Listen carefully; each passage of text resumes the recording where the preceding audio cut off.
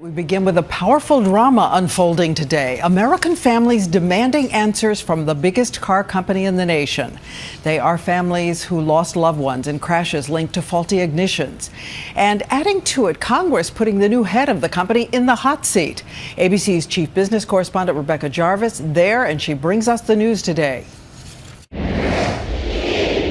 With photos of their lost loved ones in hand, family members of General Motors crash victims made their way to Capitol Hill today seeking answers. We're the voice of our daughters who can't speak for themselves today. Jane Reimer came here because her 18-year-old daughter Natasha was killed, along with 15-year-old Amy Lynn Rademacher, when this Chevy Cobalt's ignition failed on a Wisconsin road in 2006. The power shut down, the steering wheel locked, there were no brakes.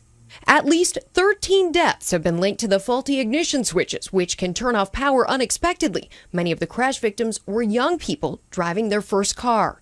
Mary Barra is a GM veteran who recently took over as CEO. Today, she faced Congress. Today's GM will do the right thing. That begins with my sincere apologies, especially the families and friends who lost their lives or were injured. But Barra was pressed on why the company decided for nearly a decade that fixing the ignition was too expensive. Documents provided by GM show that this unacceptable cost increase was only 57 cents. Is the company responsible?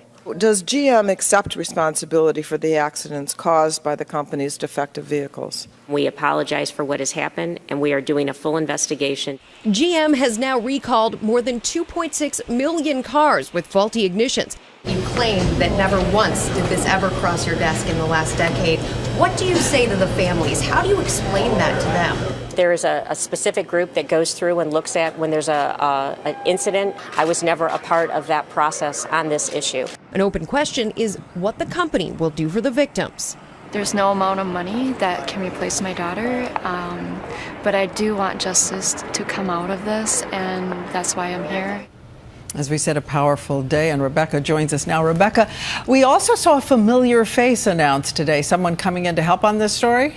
Yes, GM has hired a very well-known disaster response individual. His name is Kenneth Feinberg. He helped set up the victims funds after 9/11, the Boston Marathon bombings, and the BP oil spill. A very well-known name in that space, Diane. All right. Thank you, Rebecca, for reporting in, and also in Washington today.